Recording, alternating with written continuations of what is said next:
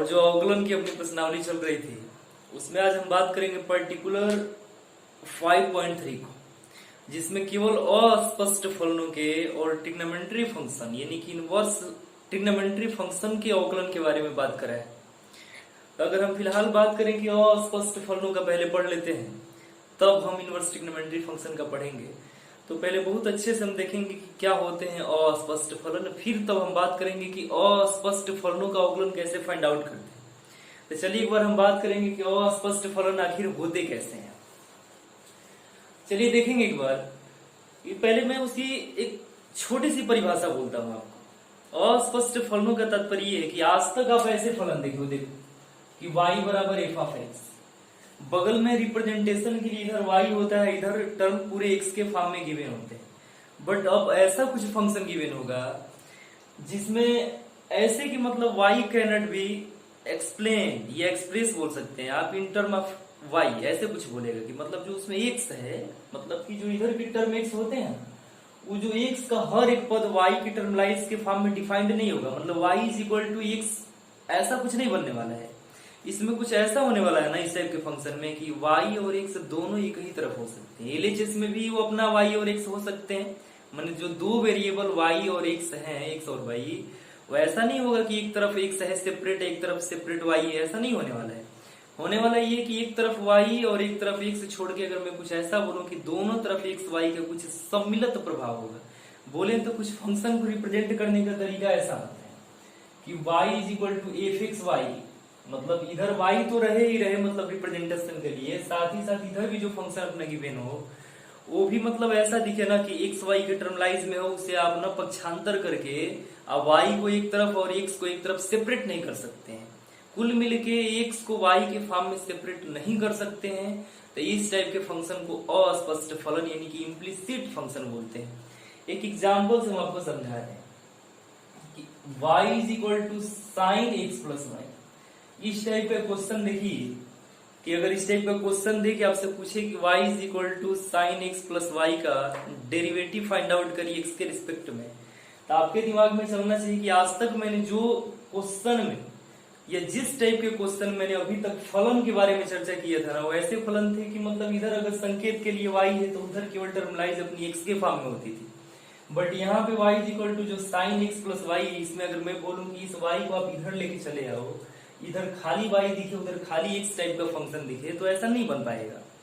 ऐसा इसलिए कि मतलब ये कुछ इम्प्लिसिट फंक्शन का हिसाब ही कुछ ऐसा होता है ना कि x y मतलब ये एक दूसरे से सेपरेट नहीं हो सकते हैं, वो एक ही तरफ रहेंगे या वो दोनों तरफ रहेंगे। तो इस टाइप के हर फंक्शन को इम्प्लिसिट फंक्शन बोलते हैं। चलिए एक और उदाहरण हम लेना चाहेंगे कि अगर उसने कुछ ऐसा लिख दिया, बहुत स्टैंडर्ड लेवल का उदाहरण मैं फिलहाल ले रहा हूँ, ये कहीं ना कहीं कंडेंसेबल ट्रिप आप पढ़े होंगे कि ए एक्स स्क्वायर प्लस में 2 ऐसे होता है। चलिए सर्कल के इक्वेशन में खाली लिख रहा हूँ, इसे लिखा होता है कि एक्स स्क्वायर प्लस में वाई स्क्वायर प्लस में 2gx प्लस में 2fy प्लस में c इज इक्वल टू 0। इस टाइप का फंक्शन जब भी आपके दिमाग में आए या आप ऐसे देखो यहाँ पे, तो आपको समझ में आना चाहिए कि जो ये फंक्शन पूरा का पूरा गिवन है, इसमें अगर कहीं मैं देखूं तो दो वेरिएबल गिवन है, ये दोनों वेरिएबल x और y ये दोनों एक ही तरफ है, यानी दोनों एलएचएस में है। इनको आप चाह के भी x y मतलब सेपरेट नहीं कर सकते हैं। तो जब हम सेपरेट नहीं कर सकते हैं तो कुल मिलके इस टाइप के फंक्शन का बस एक ही नाम होता है अस्पष्ट फलन। अब रही बात कि अस्पष्ट फलन अगर आप अच्छे से पहचान लेते हैं कि मतलब अस्पष्ट फलन का सीधा तात्पर्य मैं एक बार फिर बोल देता हूं कि कुल मिलके जो फंक्शन होगा वो x के फॉर्म में और y के फॉर्म में सेपरेट नहीं दिखेगा। मतलब x y दोनों तरफ हो सकते हैं, ठीक है। एलएचएस में भी x y हो सकते हैं, आरएचएस में भी हो सकते हैं, या केवल और केवल एलएचएस में x y टर्मलाइज हो सकते हैं। तो कुछ इस टाइप के फंक्शन को हम ये अपना इम्प्लिसिट फंक्शन बोलते हैं। अब रही बात पर्टिकुलर की इम्प्लिसिट फंक्शन का अवकलन कैसे करते हैं, कोई बहुत बड़ा रूल नहीं है ना कोई बहुत बड़ा इशू है इस टाइप के क्वेश्चन को सॉल्व करने में, खाली थोड़ी सी जानकारी होनी चाहिए। मैं लिख रहा हूँ सोल्यूशन पार्ट जो होना चाहिए कि आखिरकार क्वेश्चन में सॉल्व कैसे करते हैं, अस्पष्ट फलनों का अवकलन कैसे करते हैं। तो अस्पष्ट फलनों का अवकलन करने के लिए मैं यहाँ लिख देता हूँ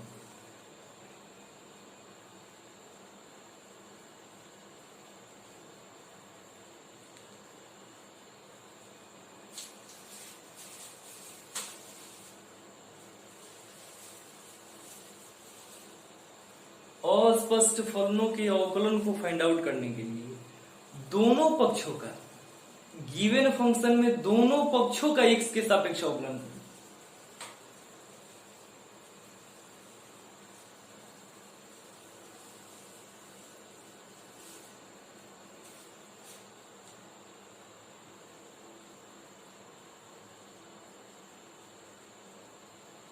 मैं ये क्या चीज लिख गया आपके सामने कि जब कोई अस्पष्ट फलन हो जाए उसका अवकलन अगर आपसे पूछ रहे हैं तो मैं यहाँ लिखा हूं कि दिए हुए फलन का मतलब x के रिस्पेक्ट में दोनों पक्षों का अवकलन करें। मेरा सीधा सीधा बोलने का तात्पर्य है कि जिसके रिस्पेक्ट में फलन का अवकलन पूछा ना आप उसी के रिस्पेक्ट में दोनों पक्षों का अवकलन करेंगे। लेकिन इतनी सारी चीजें बताने से केवल काम नहीं चलने वाला है, कहीं ना कहीं दो चार चीजों को जानने की बहुत आवश्यकता होती है। चलिए छोटी छोटी पहले चीजों पे फोकस करते हैं कि सपोज दैट कि आपके पास अगर खाली y है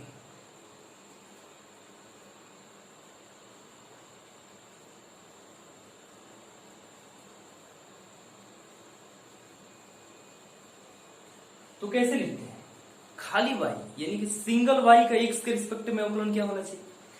तो ध्यान देने की जो सबसे बड़ी चीज ये है ना कि सबसे पहले आप ये देखो कि x के सापेक्ष अवकलन बोला है तो x के सापेक्ष अवकलन का जो साइन होता है ये होता है अपना d dx। ऐसे d बाई डी एक्स पढ़ो d dx पढ़ो और किसका करना चाहते हैं y का, तो y को आप यहाँ लिखो। इन्हीं को आम बोलचाल की भाषा में dy अपॉन dx बोलते हैं। तो कुल मिलके आप ये बोलो मेरे से ना कि जो y है इसका x के रिस्पेक्ट में जो अवकलन होना चाहिए, जो अवकल गुणांक होना चाहिए, जो डिफरेंशिएशन कोफिशिएंट होना चाहिए ये वाला होना चाहिए dy अपॉन dx। तो इसी तरह से आप मेरे को एक और चीज बताओ कि t का जो गिवन फंक्शन में अगर t है t ये मतलब t का x के सापेक्ष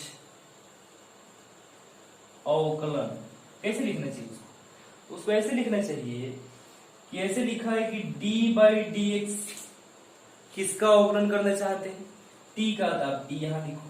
तो ये कहीं ना कहीं छोटी छोटी चीजें हैं। एक दो और पॉइंट मैं लेना चाहूंगा लेकिन इससे पहले कि मैं थोड़ा इसको चलिए एक तो छोटे छोटे और हम क्वेश्चन लेते हैं कि y² अगर क्वेश्चन गिवन है केवल y², अब y² का x के सापेक्ष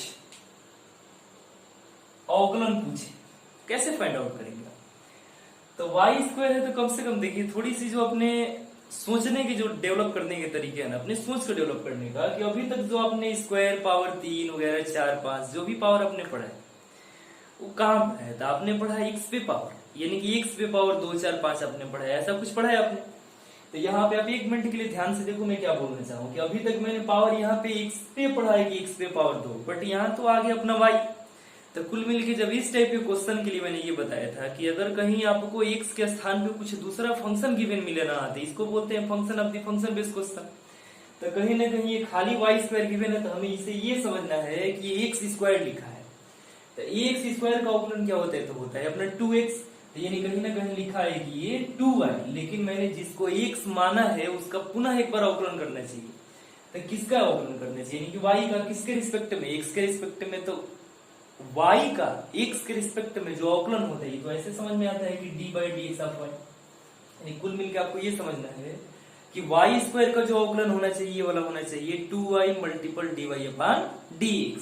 इसी तरह से y³ का अवकलन अगर आपसे पूछा जाए x के रिस्पेक्ट में तो कैसे फाइंड आउट करेंगे। हम ये समझेंगे यहाँ y नहीं है बल्कि x है। तो x पे पावर 3 का अवकलन क्या होता है 3x²। तो कहीं ना कहीं लिखा है कि 3y², लेकिन आपने जिसको सपोज करा है x के रिस्पेक्ट में यानी कि आपने y को x मान के सॉल्व करा है तो नहीं ये बना है। तो आप फिर से एक बार y का अवकलन करेंगे x के रिस्पेक्ट में तो ये वाला हो जाएगा dy अपॉन dx। तो कहीं ना कहीं y³ का अवकलन 3x² multiple dy upon dx। ये छोटी छोटी चीजें जो क्वेश्चन बड़ी हेल्प करती है। चलिए एक छोटा सा क्वेश्चन ले रहे हैं हम फिलहाल यहाँ पे कि क्वेश्चन अपना ये है कि y इज इक्वल टू यहाँ पे हमें क्वेश्चन ले रहे हैं कि साइन x प्लस वाई ऐसे। चलो इसको मैं y² लिख देता हूं कि y² is equal to sine x plus y. Question में गिवन है कि x के सापेक्ष अवकलन ज्ञात करें। आप पहले इस क्वेश्चन को एक बार देखिए। पहले जब क्वेश्चन सामने अगर आता है तो ये समझ में आना चाहिए कि कुल मिलके पहले फंक्शन को ही हमें सीखना है कि फंक्शन एक्चुअली है कौन से बेस पे। तो इस फंक्शन को देखने से समझ में आ रहा है कि इधर बगल में y है, इधर भी अपना x प्लस वाई है, फंक्शन में गिवन है। हम चाह के भी उधर से y को रिप्लेस करके इधर नहीं लेके आ सकते हैं। तो इस टाइप का हर क्वेश्चन अपना इम्प्लीसिट फंक्शन कहलाएगा। बट इम्प्लीसिट फंक्शन खाली कहलाने से थोड़े ना, हमें ना उसे x के रिस्पेक्ट में अवकलन भी करने हैं। तो x के रिस्पेक्ट में अवकलन करने के लिए मैंने अभी बताया कि इसमें कोई जनरल रूल नहीं है, ना अपना कोई बहुत बड़ा इशू होता है इसको सॉल्व करने का। वो थोड़ी सी लॉजिक ये होती है कि x के सापेक्ष दोनों पक्षों का अवकलन कर डालते हैं। तो यहाँ लिखेंगे कि x के सापेक्ष दोनों फंक्शन का अवकलन करने पे, सॉरी दोनों पक्षों का अवकलन करने पे, तो y स्क्वायर का अवकलन करेंगे तो ये वाला 2y multiple dy upon dx। अभी इधर मैं इसी को इसीलिए सिखा रहा था। अब बगल में इसको ये लिखना है कि dy dx sine x plus y, ऐसे। अब जब आप इसको देखो तो ये कहीं ना कहीं आपको दिख रहा होगा कि साइन है, यहाँ पे आपने आज तक क्या पढ़ा है, तो आज तक आपने पढ़ा है कि यहाँ पे होना चाहिए अपना x, तो साइन x का अवकलन होता है cos x। बट यहाँ पे अपना ध्यान से देखने वाली चीज तो ये होनी चाहिए कि x के स्थान पे x प्लस वाई है, तो कहीं ना कहीं ये फंक्शन ऑफ दी फंक्शन का क्वेश्चन है। तो जब इसका अवकलन करेंगे तो लिखा है कि 2y dy अपॉन dx, बगल में जब इसका यानी कि cos x प्लस वाई, अब पुनः dy dx x plus y का, ऐसे। एक बार और करेंगे इसे आगे, ये वाला लिखा है कि 2y dy अपॉन dx, आगे ये है cos x प्लस वाई। आज जब अवकलन का चिन्ह इनके साथ टूटे तो आपको ऐसे समझ में आना चाहिए कि x का अवकलन x के रिस्पेक्ट में 1, अब y का अवकलन हो जाएगा dy अपॉन dx। तो कहीं ना कहीं मल्टीपल में यहाँ 1 प्लस dy अपॉन dx है। देखिए क्वेश्चन में जब पूछता है कि find the value of the differentiation coefficient of the function x, ऐसा अगर कुछ आपसे पूछ दे तो आप इसको ऐसे फाइंड आउट करते हैं कि कुल मिलके हमें dy अपॉन dx की ही वैल्यू फाइंड आउट करनी होती है। अवकलन तो जो होना चाहिए था वो हो गया है, बट इसे रिप्लेस करिए, इसे पक्षांतर करिए, dy अपॉन dx को एक तरफ लाइए, बाकी के बचे खुचे फंक्शन को एक तरफ लेके जाइए, वही अवकलन अपनी इसकी समाप्त हो जानी चाहिए। तो इसको मैं इधर सॉल्व कर देता हूं कि 2y dy upon dx is equal to ये cos x प्लस वाई, जो यहाँ थीटा के रूप में काम कर रहा है x प्लस वाई, इसका मल्टीपल होना चाहिए इसके साथ और इसके साथ, पर्टिकुलर एक एक सेपरेट करके। तो उधर हो जाएगा cos x प्लस वाई, अब प्लस में जब इसका मल्टीपल इसके साथ करेंगे तो ये वाला हो जाएगा cos x प्लस वाई, साथ ही साथ dy अपॉन dx। अब आप इस dy अपॉन dx वाले पूरे टर्म को आप इधर लेके आओ, ऐसा इसलिए कि dy अपॉन dx जो है इधर है, साथ ही साथ एक इधर है, तो 2y dy upon dx minus में cos x plus y and dy upon dx। अब बगल में है अपना cos x प्लस वाई, इन दोनों टर्म में से आपको x प्लस वाई छोड़िए, सारी dy अपॉन dx करना है कॉमन, तो यहां छूट जाएगा 2y, उसके बाद माइनस में cos x प्लस वाई, अब बगल में लिखा है कि cos x प्लस वाई। अब खाली हमें dy अपॉन dx की वैल्यू फाइंड आउट करनी है, तो इस टर्म को उधर ले जाके हमें डिवाइड करना पड़ेगा, ऐसे ही। तो ये उधर को जाएगा तो लिखा है कि cos x प्लस वाई के बटे में 2y माइनस में cos x प्लस वाई। ये हो गया अपना आंसर गिवन फंक्शन का, इसका हो गया x के रिस्पेक्ट में अवकलन। सुनिए, यहीं तक अपना अवकलन समाप्त हो गया था, बट जो थोड़ी सी तरीके है ना लिखने का कि dy अपॉन dx को सेपरेट करके लिखना होता है, तो कहीं ना कहीं थोड़ी सी जो टाइम और थोड़ी सी जो ये वाली चीजें होती हैं, थोड़ी आगे प्रोसेस वाली, ये थोड़ी टाइम इसलिए ले लेती हैं कि इनको खाली और खाली पक्षांतर करना होता है। बस खाली पक्षांतर सही से कर दो, वही अपना आंसर हो जाता है। चलिए क्वेश्चन थोड़ा सा ठीक भी था, हालांकि इसको नोट करिए। अब बाकी का बुक का क्वेश्चन हम उठाएंगे, पर्टिकुलर अपनी प्रश्नावली 5 पॉइंट। चलिए क्वेश्चन श्रृंखला स्टार्ट करते हैं 5.3 से। अपना पहला क्वेश्चन लिखा है कि 2x प्लस में 3y बगल में sin x। हालांकि आप एक बार इसको देखो, इसको सेपरेट किया जा सकता है, इसे आप सेपरेट कर सकते हैं, 2x को उधर एब्सेंट कर सकते हैं, उधर ले जाके आप कहीं रख सकते हैं, इधर खाली 3y दिखेगा। तो जरूरी नहीं कि मतलब हर उसी फंक्शन के लिए रूल काम करता है कि दोनों पक्षों का x के रिस्पेक्ट में अवकलन करिए, कब जब इम्प्लिसिट फंक्शन हो तब। आप कहीं भी यही काम करते हैं, दोनों पक्षों का x के रिस्पेक्ट में अवकलन करने वाली काम है, आप हर फंक्शन के लिए वही करते हैं। अब विशेषकर हर जगह काम करिए ना करे, लेकिन यहाँ तो अपना काम करता ही। तो चलिए एक बार इसको देखेंगे कैसे सॉल्व करना होता है। तो कैसे इसको सॉल्व करेंगे, तो लिखेंगे कि x के सापेक्ष दोनों पक्षों का अवकलन करने पर ये है D by D X 2x plus में D by D X 3y का, अब बगल में D by D X sine X का, ऐसे क्वेश्चन गिवे। तो इसमें दरअसल ये जो दो है ना, ये निकल के आएगा बाहर, एक्स का अवकलन सबको समझ में आता है 1 हो जाता है। अब प्लस में 3y में 3 निकल के आएगा बाहर, और ये y का अवकलन हो जाएगा dy अपान dx। अब बगल में हो जाएगा साइन एक्स का अवकलन cos x। तो इस दो को उधर सेंड करिए, भेजिए, ये 3 मल्टीपल dy अपान dx। अब बगल में लिखा है कि cos x माइनस में 2, ये जो 3 है उधर जाके टोटल में डिवाइड करेगा, यानी कि जो dy अपान dx की वैल्यू आनी चाहिए ये cos x माइनस में 2 बटे में 3, ऐसे होना चाहिए। अब देखिए यहाँ पे थोड़ा सा ध्यान देने वाली बात ये है, मैं फिर एक बार बोल रहा हूँ कि जरूरी नहीं है कि आप खाली इम्प्लिसिट फंक्शन का ही एक्स के रिस्पेक्ट में दोनों पक्षों का अवकलन करेंगे।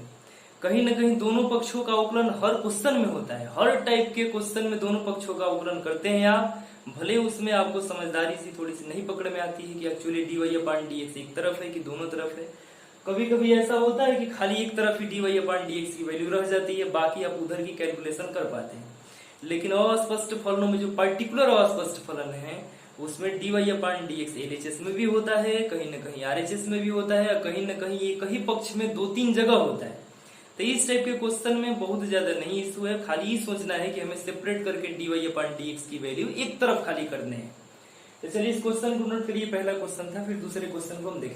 चलिए पर्टिकुलर क्वेश्चन नंबर जो इसमें दूसरा दिया उसको बात करने से पहले नहीं, एक क्वेश्चन में खुद से लेना कि ax प्लस में by प्लस में c बगल में g। अगर आप इसको देखो तो कहीं ना कहीं थोड़ी सी भी अगर पढ़ाई आपकी 11th में अच्छी तरह से हुई है तो आप मेरे को बता सकते हो कि ax plus by plus c equal to 0 कहीं ना कहीं ये सरल रेखा का व्यापक समीकरण है। और सरल रेखा का जो व्यापक समीकरण होता है वो ऐसे अपना गिवन है फिलहाल यहाँ, और इस क्वेश्चन का अपने भाषा में ये फिलहाल एक फंक्शन है। अब फंक्शन भले ही कोई भी फंक्शन हो, बट इम्प्लिसिट फॉर्म में अगर दिया है तो हम इसे इम्प्लिट समझेंगे, या जो भी कुछ दिया उससे मेरे को कुछ लेना देना नहीं है, बस खाली ही सोचना है कि दिए गए प्रश्न में आपको एक्स के रिस्पेक्ट में दोनों पक्षों का अवकलन करना है। तो खाली आप इस बात को लिखिए कि एक्स के सापेक्ष दोनों पक्षों का अवकलन करने पर, तो इधर D by D X A X का, प्लस में D by D X B Y का, प्लस में D by D X constant पद सी का, अब बगल में D by D X constant पद 0 का। तो इधर अगर ए एक्स का करते हैं तो ए, प्लस में बी वाई का करना चाहते हैं तो बगल में बी बाहर आएगा, ये वाला हो जाएगा D y upon d x. Plus में कांस्टेंट पद सी का अवकलन 0 होता है, इधर 0 का अवकलन एक्स के रिस्पेक्ट में करेंगे तो 0 तो होगा ही होगा। आप इधर ध्यान से देखेंगे तो ये b multiple d y upon d x is equal to उधर ले जाके माइनस में लिखा है ऐसे। तो केवल अगर D y upon d x की वैल्यू फाइंड आउट करना चाहते हैं तो कहीं ना कहीं b उधर जाके डिवाइड करेगा, minus a by b answer होगा। अच्छा, कहीं ना कहीं इस आंसर को आपको देख के कुछ दूसरा चीज याद ना आया तो मैं थोड़ा सा याद दिला देता हूँ। D y upon d x की वैल्यू माइनस a बाई जो b निकल के यहाँ से आया है, आप मेरे को बताइए कि आपको याद होगा कहीं ना कहीं किसी सरल रेखा A X plus B Y plus C equal to 0 की मैग्नीट्यूड है, प्रवणता है माइनस में a बाई बी। तो कहीं ना कहीं थोड़ा सा ये भी चीज आप समझ जाओ यहीं से। हम हालांकि इसको बहुत अच्छे से एक्सप्लेन करेंगे अवकलन का जब मैं अनुप्रयोग पढ़ाऊंगा वहां पे, लेकिन यहीं पे आप देख के समझो कि अगर किसी फंक्शन का आप अवकलन फाइंड आउट करते हैं ना, आप उसे अवकलन फाइंड आउट करते हैं एक्स के रिस्पेक्ट में चाहे जिसके भी रिस्पेक्ट में, तो आप पर्टिकुलर वहां पे खींची जाने वाली स्पर्शी की प्रवणता फाइंड आउट करते हैं किसी पर्टिकुलर पॉइंट पे। तो खुद सरल रेखा एक स्पर्शी भी है, आप उसे ये समझो कि सरल रेखा एक स्ट्रेट लाइन होती है जो एक्स के साथ कुछ न कुछ, एक्स अक्ष के साथ कुछ न कुछ कोण बनाती है, और उसी कोण की tan थीटा की वैल्यू अपना मैग्नीट्यूड कहलाती है। तो कहीं ना कहीं D y upon d x की जो वैल्यू माइनस में a बाई बी आई है ये मैग्नीट्यूड है। आप इसको सरल रेखा के समीकरण वाले चैप्टर में अच्छी तरह से पढ़े होंगे, तो आपको थोड़ा सा ये देख के कहीं ना कहीं लग जाना चाहिए कि जो find the value of the d y upon d x है ये कहीं ना कहीं दिए गए फंक्शन की जो ग्राफ होनी चाहिए उसकी मैग्नीट्यूड फाइंड आउट करवाती है, यानी कहीं ना कहीं केवल उसकी प्रवणता फाइंड आउट करवाती है। हालांकि अगर ये चीजें यहाँ पे समझ में ना आए तो बहुत ज्यादा उसको टेंशन नहीं लेने का, क्योंकि ये चीजें कहीं ना कहीं मैं बहुत अच्छे से आपको एक्सप्लेन करूंगा अवकलन के अनुप्रयोग वाले चैप्टर में। तो चलिए इस क्वेश्चन को नोट करिए, हालांकि ये क्वेश्चन ही है एक तरह से। चलिए हम बुक का क्वेश्चन न लेते हुए पर्टिकुलर एक बहुत बेहतर लेवल का मैं क्वेश्चन ले रहा हूं कि एक्स स्क्वायर प्लस में वाई स्क्वायर प्लस में 2gx प्लस में 2fy प्लस में c इज इक्वल टू जी। ये अपना क्वेश्चन है, और जिन्होंने कोऑर्डिनेट ज्योमेट्री को अच्छे से कवर करा है उनके लिए क्वेश्चन नहीं है, वो तो समझ सकते हैं इस बात को कि कहीं ना कहीं ये किसी वृत्त का स्टैंडर्ड इक्वेशन है, सर्कल का स्टैंडर्ड इक्वेशन है। तो इस सर्कल के स्टैंडर्ड इक्वेशन को आपको एक्स के रिस्पेक्ट में अवकलन फाइंड आउट करना है। चलिए खाली हमारे ध्यान यहाँ पे फिलहाल ये रहेगा कि अवकलन कर पाते हैं कि नहीं कर पाते, बाकी अवकलन करने के बाद जो आंसर आएगा उसके लिए हम बाद में सोचेंगे कि आखिरकार जो अवकलन करने के बाद आंसर निकल के आया था क्या निकल के आया था। तो चलिए इसका एक्स के रिस्पेक्ट में अगर हम अवकलन करना चाहें तो कहीं ना कहीं चीजें ऐसी है ना कि मतलब इधर एक्स वाई दोनों एक तरफ देख रहे हैं, अस्पष्ट फलन का क्वेश्चन है, अस्पष्ट फलनों की अवकलन करने के लिए आपको दोनों पक्षों का एक्स के रिस्पेक्ट में अवकलन करना होता है। तो ये बात मैं यहाँ भले ना लिखूं लेकिन आप समझ जाओ कि एक्स के रिस्पेक्ट में दोनों पक्षों का अवकलन करना है। तो ये d by D x x square plus में d by D x y square plus में d by D x 2gx का अब प्लस में d by D x 2fy का प्लस में d by D X constant पद c का, अब बगल में d बाई डी एक्स 0 का। एक्स के रिस्पेक्ट में मैंने अवकलन का भी केवल अभी जो अवकलन का चिन्ह है वो उसको मैंने ब्रेक कर रखा है। तो एक्स स्क्वायर का अवकलन 2x, वाई स्क्वायर का अवकलन पर्टिकुलर एक्स के रिस्पेक्ट में 2y multiple dy upon dx। अब बगल में जब इसका अवकलन करना चाहें तो 2g कांस्टेंट है, सॉरी प्लस है, तो 2g कांस्टेंट है तो 2g को बाहर है, x का अवकलन के रिस्पेक्ट में 1 निकल के आएगा। उसके बाद यहाँ पे अगर हम देखें तो 2fy में 2f अपना जो कांस्टेंट है, y का अवकलन हो जाएगा dy अपॉन dx। अब प्लस में कांस्टेंट पद c का अवकलन 0, अब बगल में इसका भी 0। तो इस तरह से आप केवल और केवल उधर बगल में 0 लिख सकते हैं। थोड़ा सा ध्यान देने वाली चीज यहाँ ये है कि इन दोनों के पास अवकल गुणा का साइन है, तो इन दोनों को एक पास नोट करिए, बाकी इसको और इसको बगल में भेजिए। तो ये कहीं ना कहीं इधर लिखा है कि dy अपॉन dx दोनों में से मैंने कॉमन करा तो 2y प्लस में 2f। अब बगल में ये और ये जब उधर को जाएंगे तो ये वाले हो जाएंगे माइनस में 2x माइनस में 2g।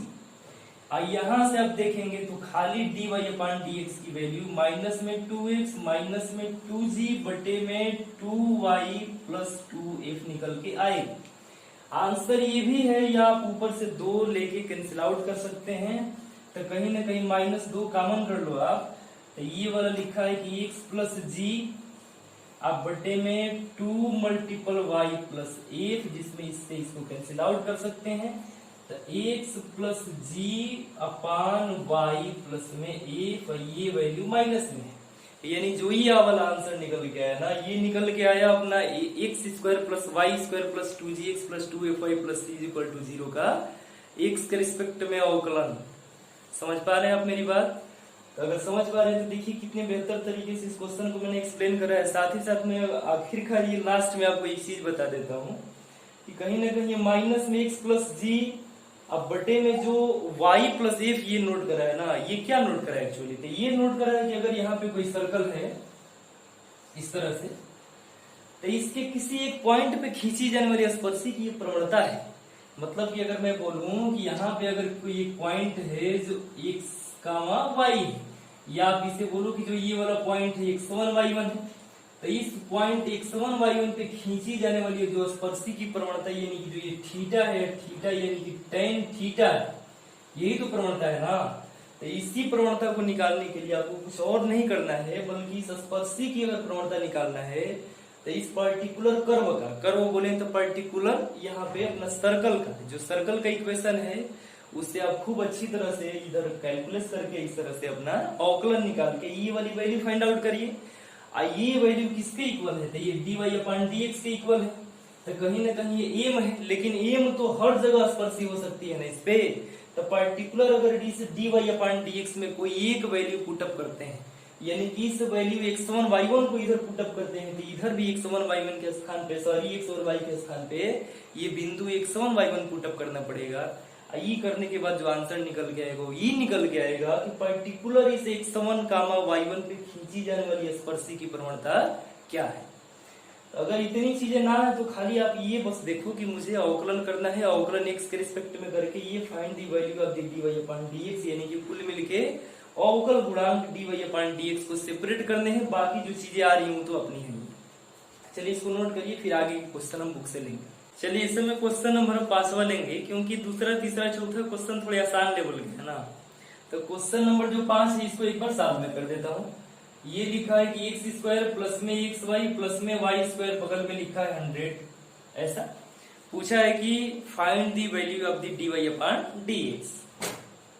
चलिए इस क्वेश्चन को करना हुआ तो कहीं ना कहीं एक्स वाई दोनों मेरे को एक तरफ दिख रहे हैं, यानी कि कहीं ना कहीं इम्प्लिसिट फंक्शन है। इम्प्लिसिट फंक्शन का अवकलन x के रिस्पेक्ट में करने के लिए बस दोनों पक्षों का x के सापेक्ष अवकलन कर डालिए। तो इसका अवकलन करेंगे तो 2x प्लस में x मल्टीपल y लिखा है। ये देखने, ये थोड़ा सा देखने वाली चीज है। ये ऐसे लिखा है कि d by D x x multiple y, अब प्लस में d बाई डी एक्स आपको कर देना चाहिए y स्क्वायर का ऐसे। अब बगल में 100 का अगर d बाई डी एक्स निकालते हैं तो चलिए एक स्टेप लिख लीजिए, आगे हम देखेंगे ना। तो ये लिखा है कि 2x, लेकिन इसमें ये वाला पहला है, ये वाला दूसरा है। तो पहला फलन x तो ऐसे रहेगा, अब y का अवकलन x के रिस्पेक्ट में तो dy अपॉन dx, अब प्लस में y तो रहेगा, लेकिन x का अवकलन x के रिस्पेक्ट में मल्टीपल में 1 हो जाएगा, जिसे लिखने की जरूरत नहीं है। अब प्लस में y स्क्वायर का 2y multiple dy upon dx, अब बगल में इसका 100 का हो जाएगा 0। तो इस तरह से यहाँ कहीं ना कहीं देखिए ये और ये दोनों dy अपॉन dx यानी कि अवकल गुणांक से मुक्त है। जब अवकल गुणांक से मुक्त हैं तो आप इन दोनों को कहीं ना कहीं उधर लेके जा सकते हैं। तो ये लिखा है ऐसे कि x dy upon dx plus में 2y dy अपॉन dx, अब बगल में ये और ये जब उधर को जाएगा तो ये ऐसे हो जाएगा कि माइनस में, चलो मैं माइनस कॉमन कर देता हूँ, ये वाला लिखा है कि 2x प्लस में y। इन दोनों में से जब आप dy अपॉन dx कॉमन करेंगे तो यहाँ बचेगा x प्लस 2y। अब बगल में माइनस में 2x प्लस में y ऐसे बचा हुआ है, आप इसको ले जाके उधर डिवाइड कर दीजिए, हो जाएगा अपना आंसर। यानी कि dy अपॉन dx की जो वैल्यू है ये माइनस में 2x प्लस में y बटे में x प्लस 2y की इक्वल है। देखिए अवकलन जो होता है वो स्पष्ट फलनों का, इसमें बहुत ज्यादा कुछ नहीं है। मैं कई बार इस बात को एक्सप्लेन कर चुका हूँ या कई बार बोल रहा हूँ कि आप कुछ नहीं करिए, बस x के रिस्पेक्ट में दोनों पक्षों का अवकलन करिए, आंसर अपना निकल के चला है। हाँ थोड़ी सी प्रॉब्लम ये होती है कि छोटी छोटी चीजों की जानकारी चाहिए। जैसे आपसे कोई पूछे कि 3y का अवकलन x के रिस्पेक्ट में, तो आप बोलेंगे कि 3 कांस्टेंट है बाहर होगा, अब y का अवकलन x के रिस्पेक्ट में dy अपॉन dx होगा। इसी तरह से अगर y पे पावर 4 का पूछा जाए आपसे तो आप कहेंगे कि 4y पे क्यूब और dy अपॉन dx। तो इन छोटी छोटी चीजों को अगर कहीं ना कहीं अपने ध्यान से देखा है तो क्वेश्चन बहुत बड़ा लॉजिक वाला नहीं है। अपनी सिंपल वे की जो मल्टीपल की रूल लगती है वो रूल लगेगी, थोड़ी बहुत फलन अब फलन के जो बेस होते हैं वो भी यहाँ लग सकता है। अब बाकी इम्प्लिसिट तो जो लग रहा है वो अपना लग ही रहा है। तो इस तरह से मैं उम्मीद करता हूँ कि सेशन आपको अच्छा लगा होगा, साथ ही साथ ना आप क्वेश्चन को बनाएंगे भी, और जो क्वेश्चन नहीं आ रहे हैं आप उसको मेरे से पूछिए, उसको अच्छे से एक्सप्लेन हम करेंगे। चलिए तो आज का सेशन हम यहीं तक रहने देते हैं, कल फिर वीडियो की श्रृंखला आगे से हम देखेंगे।